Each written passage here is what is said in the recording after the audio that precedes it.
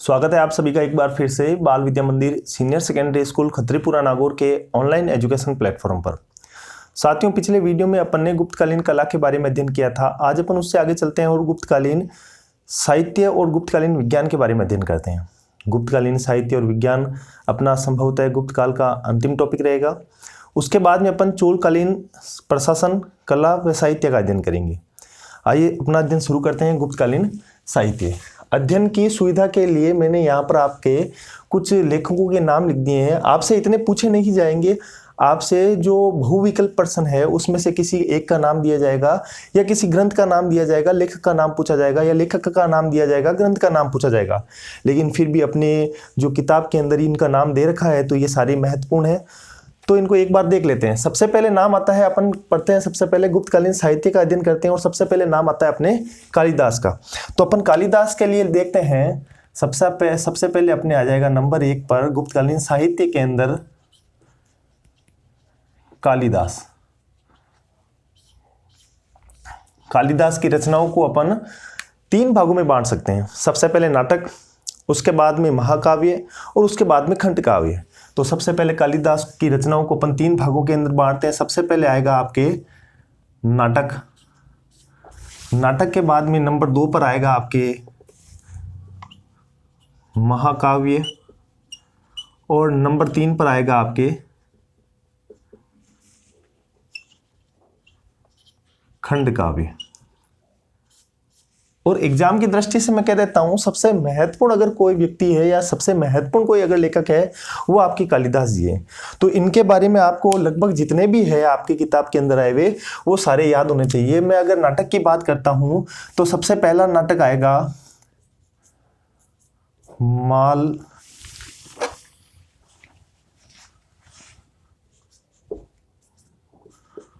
मालविकाग्नि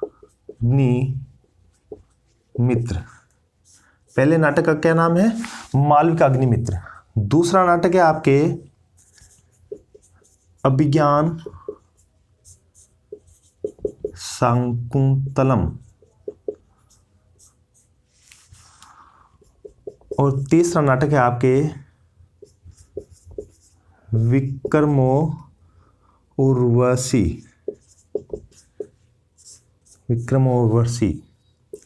ये आपके 3 नाटक हैं। पहला है मालविकाग्नि मित्र, दूसरा है अभिज्ञान शाकुंतलम और तीसरा है विक्रमो उर्वशी। अगर पूछ लिया जाए कालिदास का प्रथम नाटक कौन सा है तो है मालविकाग्नि मित्र, ये इनका प्रथम नाटक है।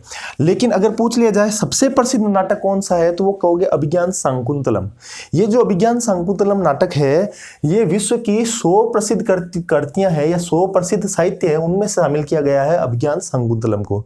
तो ये अपने को ध्यान रखना है। कालिदास का सबसे प्रसिद्ध नाटक कौन सा हो जाएगा? अभिज्ञान शाकुंतलम। ये सारे सुखांत नाटक है। सुखांत नाटक का तात्पर्य क्या होता है? इन सभी का अंत होता है जो सुखपूर्वक होता है। जैसे अपने भारतीय फिल्मों का जो अंत होता है वो सुखदायी होता है, उसी प्रकार ये तीनों नाटक है जो सुखांत नाटक है। उसके बाद में अपन बात करते हैं महाकाव्य की। महाकाव्य की बात करते हैं तो 2 महाकाव्य, ये ध्यान रखना, ये जो मैं महाकाव्य कह रहा हूं ये कालिदास द्वारा रचित 2 महाकाव्य है। आगे मैं बात करूंगा 2 महाकाव्य की और, ठीक है ना, वो रहेंगे अपने रामायण और महाभारत। लेकिन ये जो 2 महाकाव्य ये कालिदास द्वारा रचित है, जिसके अंदर पहला है रघुवंशम, ठीक है ना, और दूसरा है आपके कुमार संभव। पहला है रघुवंशम और दूसरा है आपके कुमार संभव। ये दोनों आपके महाकाव्यों के अंतर्गत आते हैं। किसके द्वारा रचित है? कालिदास के द्वारा रचित महाकाव्य रघुवंशम और कुमार संभव, ये दोनों आपके हो गए महाकाव्य। उसके बाद में नंबर 3 पर आते हैं खंड काव्य। खंड काव्य के अंदर आता है आपके ऋतु संहार। ये ऋतु संहार ये पहला ऐसा खंड काव्य है, ये अपन ये कह सकते हैं पहला ऐसा काव्य है जिसके अंदर 6 ऋतुओं का वर्णन किया गया है। 6 ऋतुओं का वर्णन किसके अंदर किया गया? कालिदास द्वारा कृति जो ऋतु संहार है उसके अंदर। और दूसरा अपने आ जाएगा मेघदूत, ये भी एक प्रकार का खंड काव्य है। तो अपने पास में ये लगभग अपने हो गए हैं नाटक, तीन नाटक हो गए, मालविकाग्निमित्र, अभिज्ञान शाकुंतलम और विक्रम उर्वशी। ये तीन नाटक है। ये तीनों नाटक अपने सुखांत नाटक है। पहला नाटक अगर पूछ लिया जाए कालिदास जी का प्रथम नाटक कौन सा है तो मालविकाग्निमित्र है। अगर पूछ लिया जाए सबसे प्रसिद्ध नाटक कौन सा है या सबसे प्रसिद्ध कृति कौन सी है तो आप कहोगे अभिज्ञान शाकुंतलम। और अगर पूछ लिया जाए आपके तीसरा नाटक कौन सा है तो विक्रम उर्वशी। ये तीनों ही सुखांत नाटक है। दो महाकाव्य है, रघुवंशम और कुमार संभव, और उसके बाद में दो खंड काव्य है, एक तो ऋतु संहार है और एक मेघदूत है। ठीक है, अब इसके बाद में अपन आगे चलते हैं। अगर यहाँ पर अपन बात करें, प्रश्न ये भी आ सकता है कि ऋतुओं का वर्णन, 6 ऋतुओं का वर्णन कौन से खंड काव्य में, तो 6 ऋतुओं का वर्णन ऋतु संहार के अंदर किया हुआ है। अब अगर नंबर 2 पर देखते हैं, अपने पहले कालिदास जी हो चुके हैं, नंबर 2 पर अपन देखते हैं विशाखदत्त। नंबर 2 विशाखदत्त। विशाखदत्त की दो कृतियां बहुत प्रसिद्ध है, जिसके अंदर सबसे पहला है मुद्रा राक्षस और दूसरे नंबर है देवी चंद्रगुप्तम। जो मुद्रा राक्षस है ये मौर्यकालीन की जानकारी देती है, मौर्यकाल की जानकारी देती है, और देवी चंद्रगुप्तम है ये गुप्त काल की जानकारी देती है। यहाँ पर अपने मौर्यकाल के अंदर किस प्रकार घनानंद को पराजित करके चंद्रगुप्त मौर्य ने यहाँ पर अपना शासन आधिपत्य जमाया था उसके बारे में चर्चा करता है। और देवी चंद्रगुप्तम के अंदर चंद्रगुप्त विक्रमादित्य के बारे में उल्लेख आ रखा है। ये अपने हो गए विशाखदत्त की। विशाखदत्त के बाद में अपन चलते हैं अमर सिंह के पास में। नंबर 3 अपने आ जाएगा अमर सिंह। अमर सिंह का व्याकरण जो अमर कोश के नाम से जाना जाता है, अमर कोश। आपको सबसे महत्वपूर्ण, मैं फिर बता देता हूं, आपके सबसे महत्वपूर्ण रहेंगे कालिदास, और बाकी सारे आपको याद करने में दिक्कत भी नहीं आएगी, क्योंकि लगभग आप देखोगे यहाँ पर लगभग नाम मिलते जुलते ही मिलेंगे, लेखकों के नाम और इनके नाम जो अपने ग्रंथ है इनके नाम एक जैसे मिलेंगे। जैसे अगले हैं चंद्रगोमिन, ये नंबर 4 पर आपके आ जाएंगे चंद्रगोमिन। जो ये आपके चंद्रगोमिन है, इनकी एक व्याकरण है, इसका भी नाम क्या है, चंद्र व्याकरण। ठीक है, और अमरकोश ये एक प्रकार का अपन शब्दकोश भी कह सकते हैं या व्याकरण भी कह सकते हैं। ये दोनों व्याकरण ग्रंथ हो गए। कौन कौन से, अमर सिंह का शब्दकोश और चंद्रगोमिन का चंद्र व्याकरण। उसके बाद में अपने चलते हैं विष्णु शर्मा के पास में। नंबर आ जाएगा विष्णु शर्मा। विष्णु शर्मा की जो प्रसिद्ध कृति है वो है पंचतंत्र। पंचतंत्र वर्तमान के अंदर भारत की ऐसी पुस्तक या ऐसा ग्रंथ जिसका सबसे अधिक भाषाओं के अंदर अनुवाद हो रखा है, वो है आपके अंदर आपकी पंचतंत्र। आपने सुना होगा वो कोए और लोमड़ी की कहानी, ठीक है ना, ग्रेडी डो की कहानी, ये सारी आपके पंचतंत्र की ही कहानियां हैं। ठीक है, इसका सबसे अधिक भाषाओं में अनुवाद हुआ। अच्छा, विश्व का दूसरा ऐसा ग्रंथ है जिसका सबसे अधिक भाषाओं में अनुवाद हुआ है, वो भी है पंचतंत्र। ठीक है, तो भारत का पहला और विश्व का दूसरा ऐसा ग्रंथ है जिसका सबसे अधिक भाषाओं के अंदर अनुवाद हुआ है, वो है आपका पंचतंत्र। तो एक बार वापस देख लेते हैं कालिदास की कौन कौन सी रचनाएं थी। सबसे पहले मालविकाग्निमित्र, अभिज्ञान शाकुंतलम और विक्रम उर्वशी, ये 3 नाटक थे। महाकाव्य रघुवंशम और कुमार संभव, खंड काव्य ऋतु संहार और मेघदूत। इसके अंदर सबसे इंपॉर्टेंट रहेगा आपके अभिज्ञान शाकुंतलम। विशाखदत्त की मुद्रा राक्षस है, देवी चंद्रगुप्तम है। उसके बाद में अमर सिंह की है अमरकोश जो एक व्याकरण है या शब्दकोश है, चंद्रगोबिन की एक चंद्र व्याकरण। उसके बाद में विष्णु शर्मा की पंचतंत्र। तो ये आपके एक बार है, आप इसका एक बार स्क्रीनशॉट लीजिए, फिर बाकी बचे हुए साहित्य को देखते हैं। ले लिया होगा आपने स्क्रीनशॉट। अब अपन आगे चलते हैं। अब अपन यहाँ पर देखते हैं अगले साहित्यकार के बारे में कि अगले साहित्यकार की कौन सी है।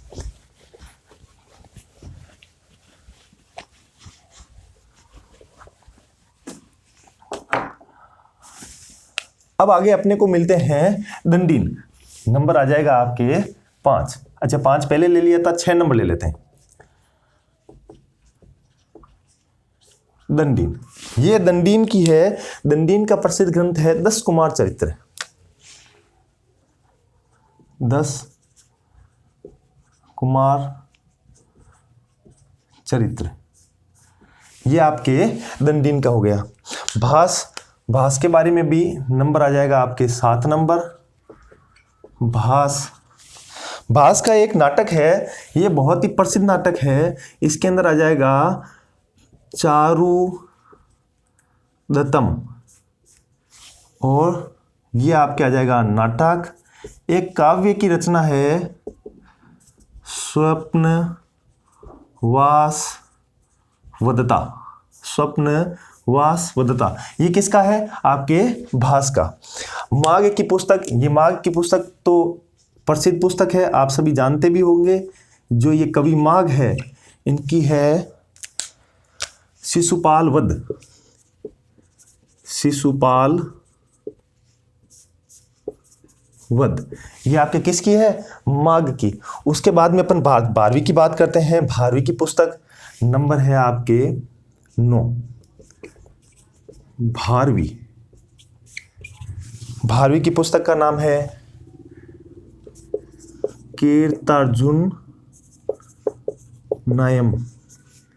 ये किसकी है? 12वीं की। अच्छा, उसके बाद में अपन बात करते हैं वत्स भट्टी की, नंबर 10। वत्स भट्टी की पुस्तक का नाम है रावण वध। ठीक है, वत्स भट्टी की पुस्तक का नाम क्या हो जाएगा? रावण वध। अगला क्या है? शूद्रक, नंबर 11 पर आ जाएगा आपके शूद्रक। शूद्रक की है मचकटिकम।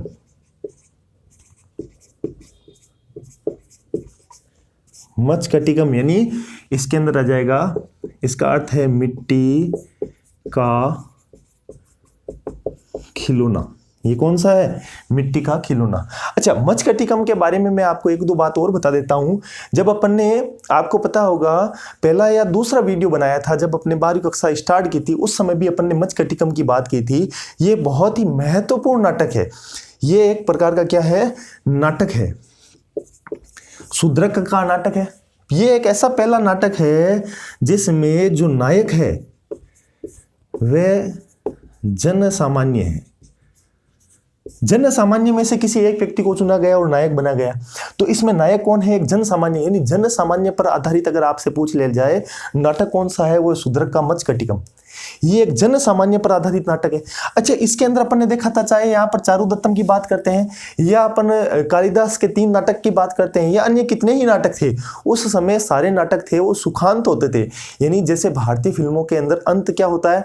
सभी सेटल होता है, सभी सुखी होते हैं। उसके अंदर अंतिम रूप से, पहले कितनी भी सारी समस्याएं हो, अंतिम रूप से सब क्या हो जाते हैं? सुखी हो जाते हैं। लेकिन इसके अंदर नहीं था। ये एक प्रकार का कैसा था?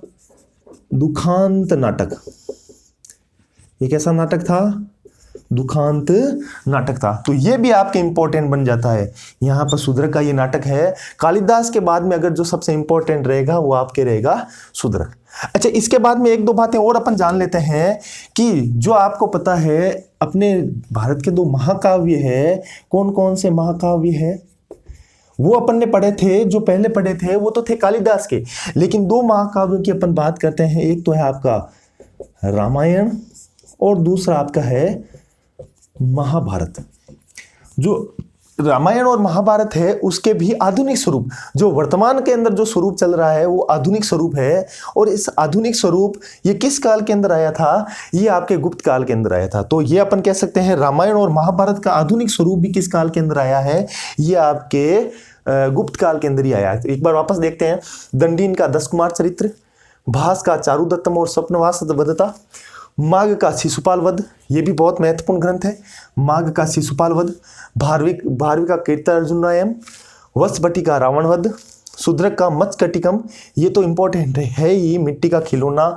ये एक प्रकार का नाटक है। इस नाटक के अंदर जो नायक है वह जन सामान्य से, नायक जन सामान्य से, यानी सामान्य जनता से ही नायक को लिया गया है। उसके बाद में एक प्रकार का दुखांत नाटक है। इसके अलावा 2 महाकाव्य, जो अपने भारत के 2 महाकाव्य है, रामायण और महाभारत, जिसका आधुनिक स्वरूप यहां मैं लिख देता हूं आपके, आधुनिक स्वरूप गुप्त काल में आया। आधुनिक स्वरूप किस काल के अंदर आया था? गुप्त काल के अंदर आया। तो ये अपने लगभग 11 थे, ये 11 मैं कहूँगा जो कवि थे या जो लेखक थे उनके ग्रंथ थे। आपको अधिकतर जो प्रश्न दिया जाएगा इसमें से या तो 1 नंबर का प्रश्न पूछेंगे, 1 नंबर का प्रश्न पूछेंगे तो ये पूछ सकते हैं वस्त भट्टी है, इसके ग्रंथ का नाम बताइए।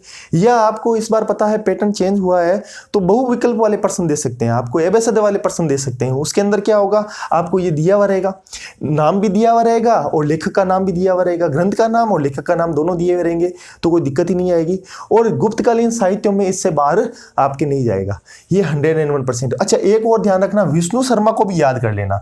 विष्णु शर्मा की अपन ने जो पंचतंत्र कही थी ये आपको भी याद, क्योंकि देखो अमर सिंह का अमरकोश याद रह जाएगा, चंद्र गोबिंद का चंद्र व्याकरण अपने को याद रह जाएगा, कालिदास अपने को याद करना ही है, विशाख दत्त के अपने को 2 पुस्तकें हैं वो याद करनी है, एक मौर्यकालीन की जानकारी देती है और दूसरा गुप्तकालीन की जानकारी देती है। ठीक है, ये सारे अपने को याद करने हैं। उसके बाद में अपन चलते हैं गुप्तकालीन विज्ञान की तरफ। तो पहले आप इसका एक स्क्रीनशॉट लीजिए, उसके बाद अपन आगे चलते हैं। ले लिया होगा आपने स्क्रीनशॉट। अब अपन चलते हैं गुप्तकालीन विज्ञान की तरफ। अच्छा, गुप्तकालीन विज्ञान की अपन बात करते हैं तो इस काल का अपन ये कह सकते हैं रसायन विज्ञान वर्तमान के रसायन विज्ञान से भी उन्नत था, क्योंकि अपन ने देखा था मेहरौली का लोह स्तंभ किस काल के अंदर, लोहे का बना हुआ एक स्तंभ है, किस काल के अंदर बना था? ये बना था आपके गुप्त काल के अंदर बना था। और गुप्त काल के अंदर वर्तमान स्वरूप के अंदर भी देखा जाए तो इसके अंदर आपके किसी प्रकार का जंग नहीं लगा हुआ है, किसी प्रकार का जंग नहीं है।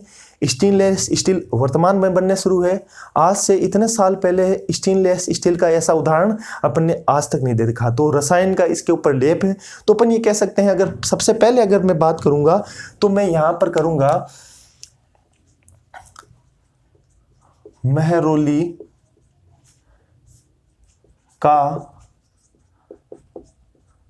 लोह स्तंभ। ठीक है, ये कब बना था? गुप्त काल के अंदर।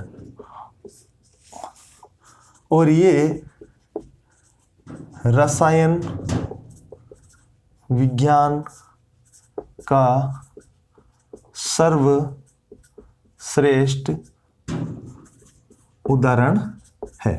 ठीक है, ये रसायन विज्ञान का सर्वश्रेष्ठ उदाहरण है। उसके बाद में अब मैं बात करता हूं गुप्तकालीन विज्ञान के अंदर कुछ जो लेखक हुए, जो कुछ वैज्ञानिक हुए, जो कुछ गणितज्ञ हुए, उन्होंने पुस्तकों की रचना की है। आपको इन साहित्यों के साथ में ये साहित्य भी पूछ सकते हैं। विज्ञान के अंदर भी लगभग आपको इसी प्रकार का प्रश्न पूछ सकते हैं। अगर 4 नंबर का प्रश्न पूछा जाएगा तो भी आपको इसी के अंदर यही लिखने हैं। तो सबसे पहले एक एक करके देख लेते हैं। सबसे पहला अपन लेते हैं नाम आर्यभट्ट।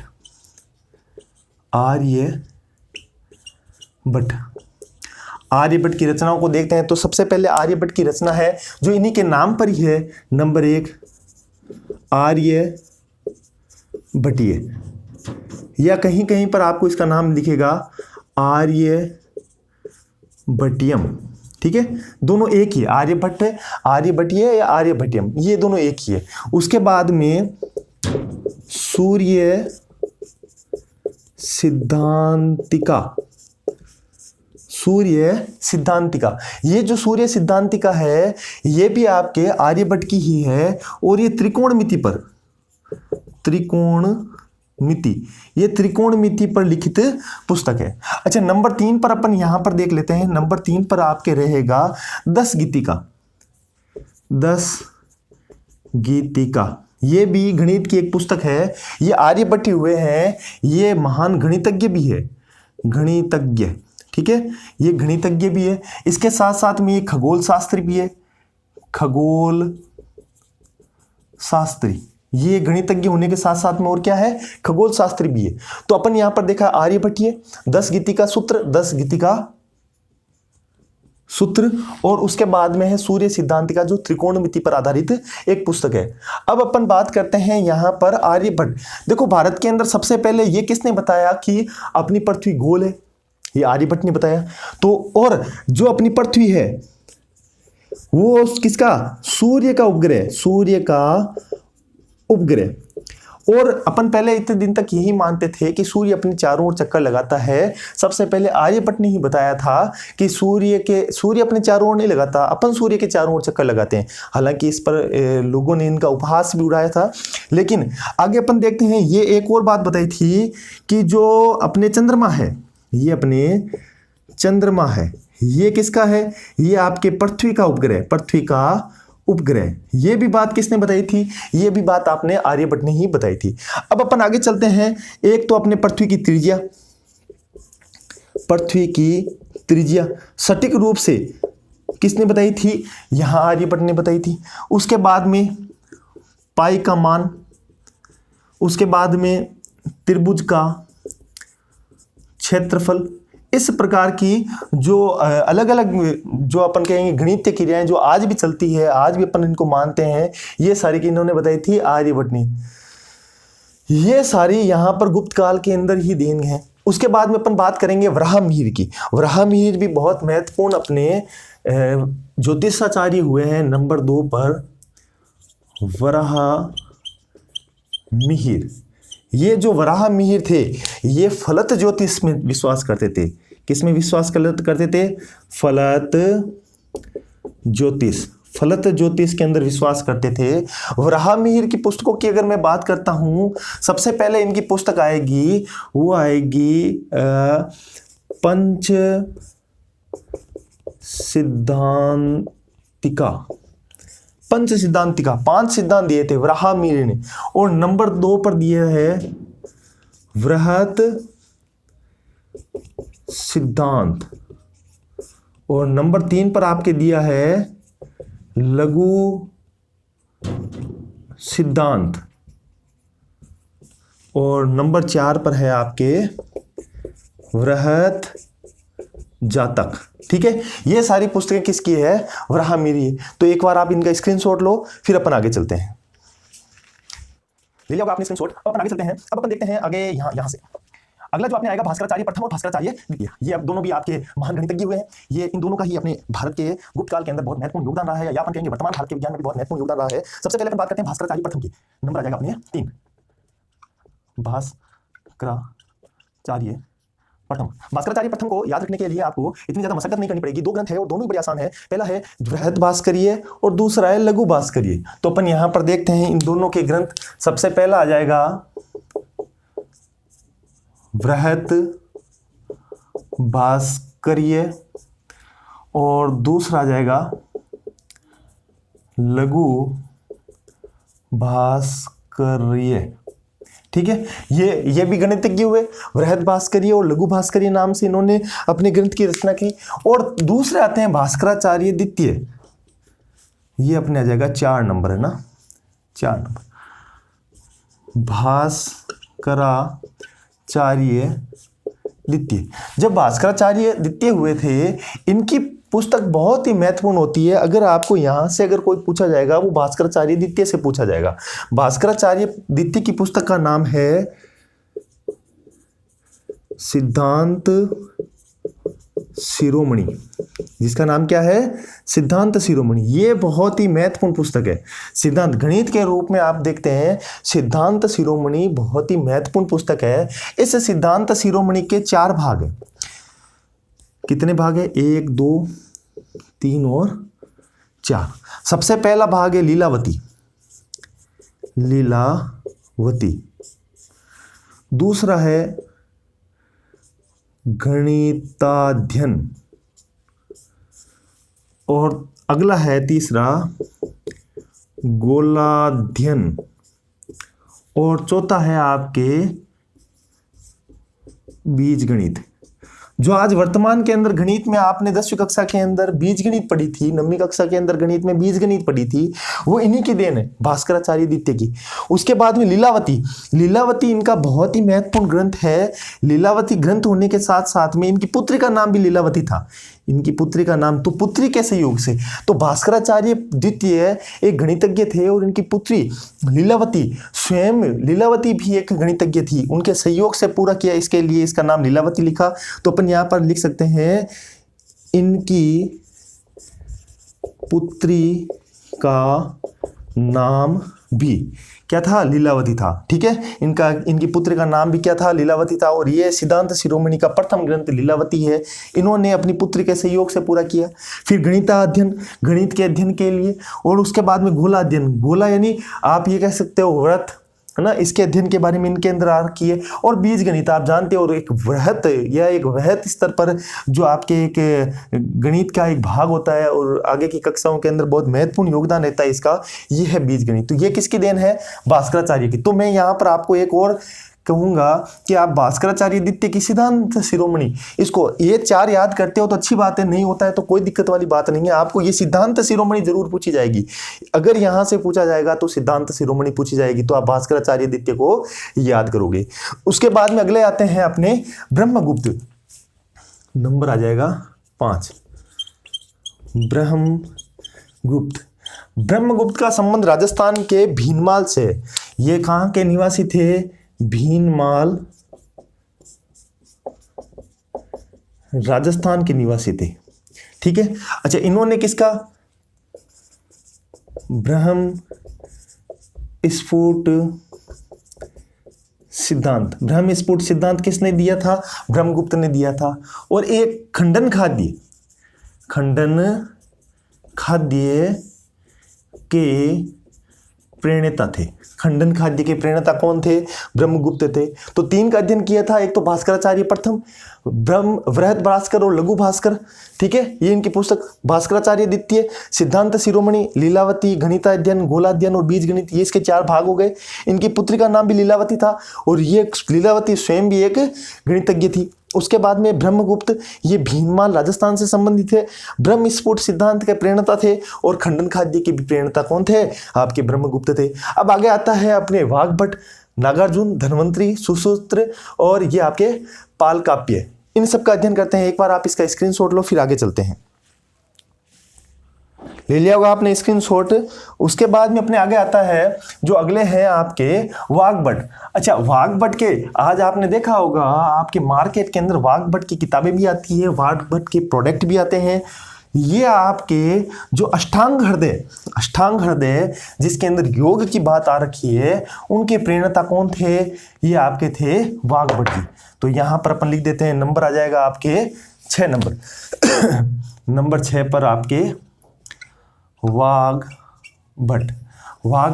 अब ये इनकी वाग्भट की पुस्तक का नाम क्या हो जाएगा?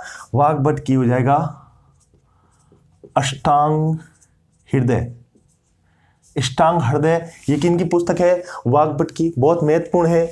योग, इसके अंदर किसकी बात कर रखी है? योग की बात कर रखी है। इसके बाद में अगले आते हैं आपके वाग्भट के बाद में नागार्जुन तात्कालीन समय के रसायन शास्त्री थे। नागार्जुन तात्कालीन समय यानी गुप्त काल के, तात्कालीन यानी उस समय के क्या थे?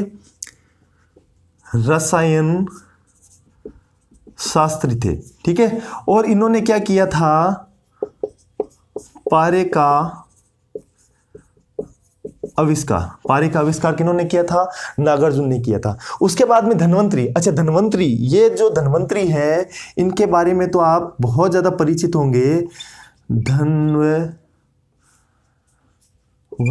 धन्वंतरी, ठीक है, इनके बारे में परिचित होंगे क्योंकि जो आज आप शब्द देखते हो, ये अपन ने देखा था इस कोरोना महामारी के अंदर, इनकी पुस्तक का महत्व और अधिक बढ़ गया था। ये आपके आयुर्वेद के प्रेरणा थे। किसके? आयुर्वेद के प्रेरणा। आयुर्वेद जो आपके अभी वर्तमान में कोरोना काल के अंदर देखा था, जो अपने काढ़ा वगैरह पी रहे थे या जो अपने बार बार जो आयुष मंत्रालय उसके द्वारा कहा जा रहा था यार च्यवनप्राश खाइए, तो ये सारी किसकी देन है? इस आयुर्वेद की देन है, ठीक है। इनकी पुस्तक का महत्व तो आज अपन समझ रहे हैं, आज अपने को लगा उस काल के अंदर लिखी गई थी, गुप्त काल के अंदर, और आज अपन इसका महत्व तो समझ रहे हैं। यानी देखो कितनी अच्छी पुस्तक लिख कर गए हैं अपने लिए। तो ये आयुर्वेद किसकी है? धन्वंतरी की। तो वर्तमान के संदर्भ में होने के कारण, क्योंकि अपने देखो परीक्षा का जो पाठ्यक्रम होता है या जो नजरिया होता है प्रश्न बनाने का, वो वर्तमान के संदर्भ के अंदर देखा जाता है। तो वर्तमान के संदर्भ के हिसाब से मैं कहूंगा आप इन धन्वंतरी की आयुर्वेद को भी याद कीजिए, ठीक है। नागार्जुन हो गया, धन्वंतरी हो गए। उसके बाद सुश्रुत, ये जो सुश्रुत है नंबर आ जाएगा 9। इनकी पुस्तक का नाम है चरक संहिता, या सॉरी सुसूत्र संहिता,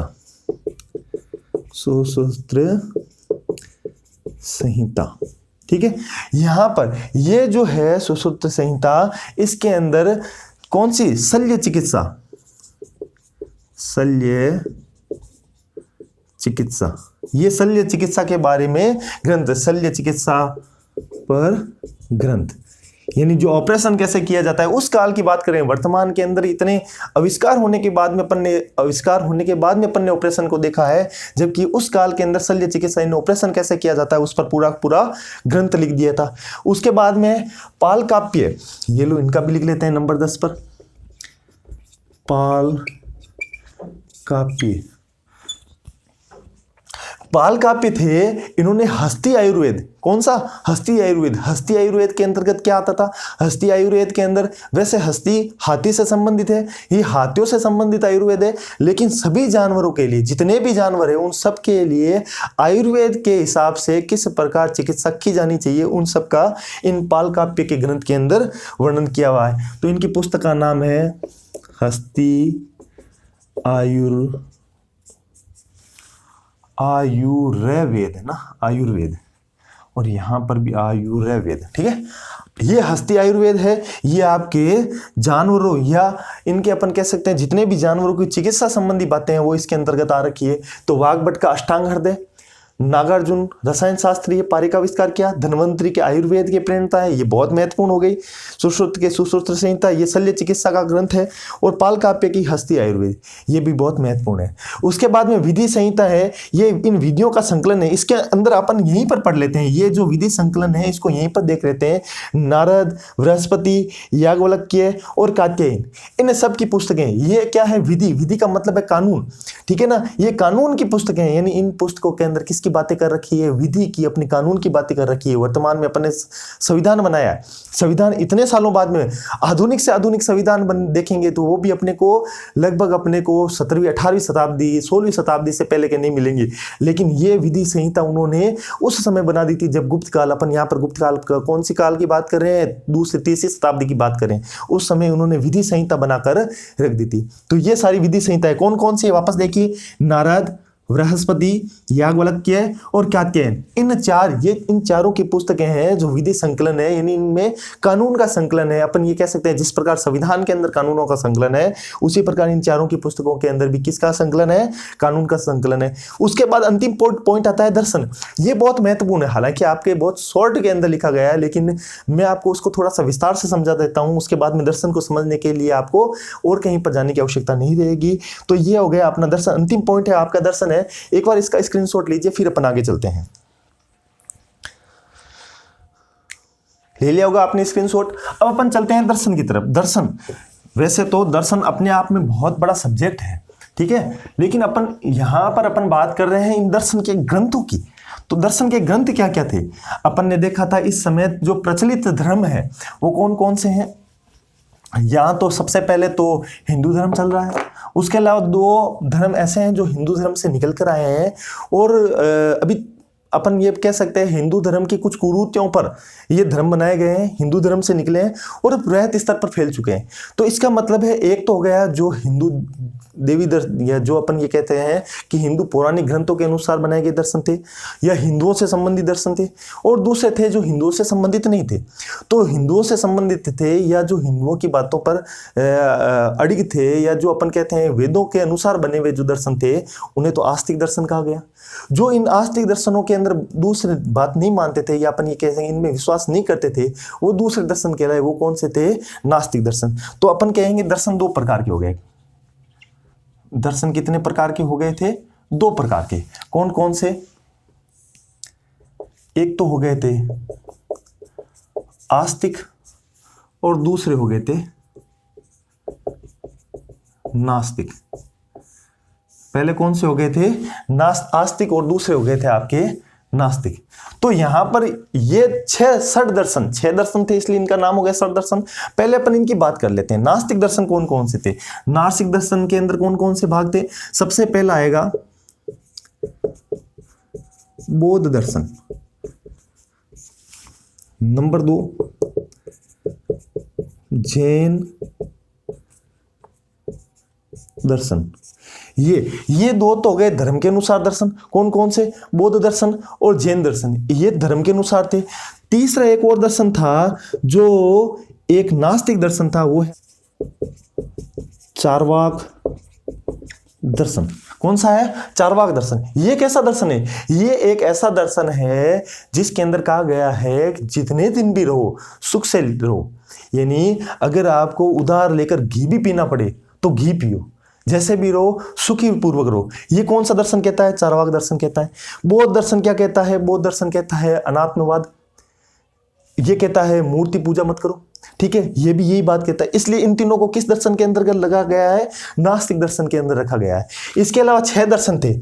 आस्तिक दर्शन कितने थे बताओ? 6। इसलिए इसको क्या कहा गया? षड दर्शन। क्या कहा गया? षड दर्शन, यानी 6 दर्शन थे। कौन कौन से थे? ध्यान से देखो, पहले इसको यहां से लिख देते हैं। नंबर 1 पूर्व मीमांसा, नंबर 2 उत्तर मीमांसा, नंबर 3 सांख्य दर्शन, नंबर 4 योग दर्शन, नंबर 5 आ जाएगा न्याय दर्शन, और नंबर 6 आ जाएगा आपके वैशेषिक दर्शन। कौन कौन से दर्शन हो गए? देखो, पूर्व मीमांसा, उत्तर मीमांसा, सांख्य दर्शन, योग दर्शन, न्याय दर्शन और वैशेषिक दर्शन। ये आपके कितने हो गए? ये 6 दर्शन हो गए। और ये आपके कितने हो गए? 3 दर्शन हो गए। इन 3 के बारे में आपको ज्यादा याद नहीं रखना है। कौन कौन से हैं? बौद्ध दर्शन है, जैन दर्शन है और चार्वाक दर्शन है। ये कैसे दर्शन है? नास्तिक दर्शन। इनको थोड़ा सा मैं इधर लिख देता हूं, आपको यहाँ पर इनके जो दर्शन है, षड दर्शन है, उनके भी नाम याद हो जाएंगे कि इनके लेखक कौन कौन से। इनमें कौन कौन से आ गया? नंबर 1 जैन दर्शन, नंबर 2 बौद्ध दर्शन और नंबर 3 हो जाएगा आपके चार्वाक दर्शन। ठीक है, अब अपन आगे आते हैं और यहां पर देखते हैं पूर्व मीमांसा, उत्तर मीमांसा, सांख्य दर्शन, योग दर्शन, न्याय दर्शन और वैशेषिक दर्शन। ये सारे 6 दर्शन हैं। तो इनके लेखक कौन है? देखो, यहां पर सबसे पहले अपन बात करते हैं पूर्व मीमांसा और उत्तर मीमांसा के लेखक। यहां पर है आपके जैमिनी इसके लेखक है, और उत्तर मीमांसा के हैं बादरायण। पूर्व मीमांसा पहले लिखा हुआ मीमांसा, उत्तर मीमांसा बाद में लिखा हुआ मीमांसा। जैमिनी इसके लेखक है और उत्तर मीमांसा के कौन है? बादरायण। सांख्य दर्शन, पहले इन दोनों को समझ लेना, ये दोनों, इनको अपने दो जोड़े के अंदर बनाना है। ये पूर्व मीमांसा पहले का मीमांसा, उत्तर मीमांसा बाद का मीमांसा। पहले मीमांसा का कौन है? जैमिनी। दूसरे मीमांसा के कौन? ये उत्तर मीमांसा के कौन है? बादरायण। अब 2 का जोड़ा, सांख्य दर्शन, योग दर्शन, ये दोनों आपस में जुड़वा है। ये दो दर्शन जुड़वा, ये 2 दर्शन जुड़वा, ये 2 दर्शन जुड़वा। तो अपने को इनको क्या करना है? 2 के जोड़े के अंदर पढ़ना है। ठीक है, ये लो, अपन ने देख लिया यहां पर। अब देखते हैं सांख्य दर्शन के लेखक। सांख्य दर्शन के लेखक का नाम होगा कपिल मुनि। कौन हो गए? सांख्य दर्शन के प्रणेता कपिल मुनि। ये जो कपिल मुनि है, इनका मेला आपके बीकानेर के कोलायत के अंदर पड़ता है। ये तो कपिल मुनि होंगे। अब किसके दर्शन क्या हो गया? सांख्य दर्शन के हो गए। योग दर्शन, आपको ये नाम तो आता ही होगा, पतंजलि योगपीठ, बाबा रामदेव।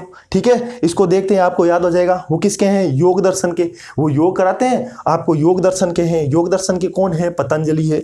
अच्छा, न्याय दर्शन के है कपिल मुनि। कपिल मुनि किसके हैं? ये है आपके न्याय दर्शन के। ये न्याय दर्शन के प्रणेता है कपिल मुनि। और वैशेषिक दर्शन के हैं कणाद। यह इनका एक और नाम है उलुख।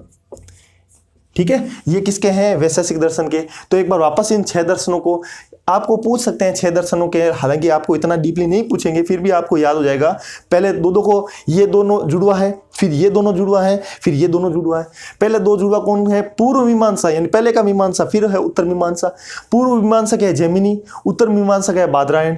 सांख्य दर्शन और योग दर्शन एक जैसे ही है। सांख्य दर्शन के कपिल मुनि है, योग दर्शन के पतंजलि है। उसके बाद न्याय दर्शन के कपिल मुनि है। अच्छा, 2 बार आ गया क्या?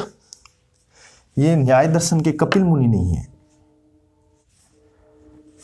यहां है गौतम ऋषि। कौन है? गौतम ऋषि,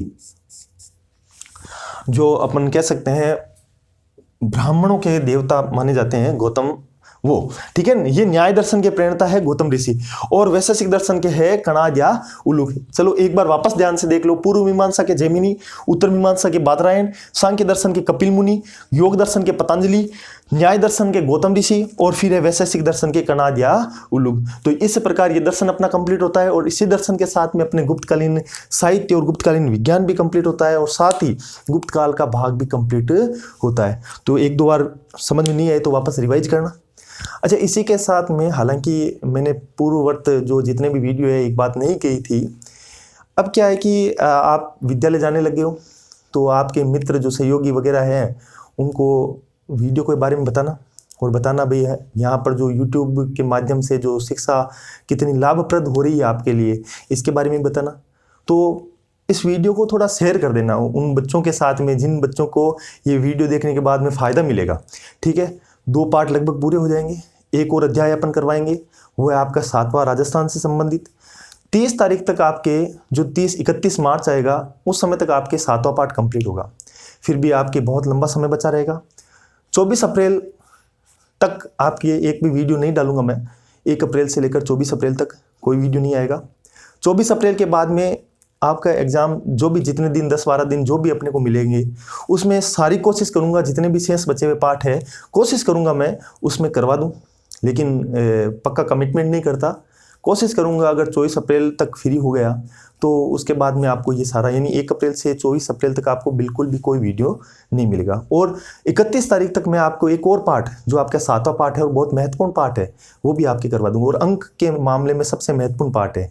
और मैं कभी नहीं ये कहता हूँ कि केवल पढ़ाई नंबरों के लिए की जाए, लेकिन फिर भी इस बार थोड़ा लॉकडाउन के कारण आपकी पढ़ाई अस्त व्यस्त हुई। कोशिश की है कि लगातार आपकी पढ़ाई चलती रहे, लेकिन फिर भी अस्त व्यस्त हुई है। तो इसीलिए इन पार्टों पर थोड़ा सा जोर देना। आपके जो सहयोगी मित्र वगैरह है उनको भी बताना कि YouTube पर इस प्रकार क्लासें पढ़ाई जा रही है, थोड़ी बहुत फ़ायदेमंद है, तो थोड़ा बहुत वो भी फ़ायदा उठा लें। तो मिलते हैं अगले वीडियो में, तब तक के लिए आप सभी को धन्यवाद।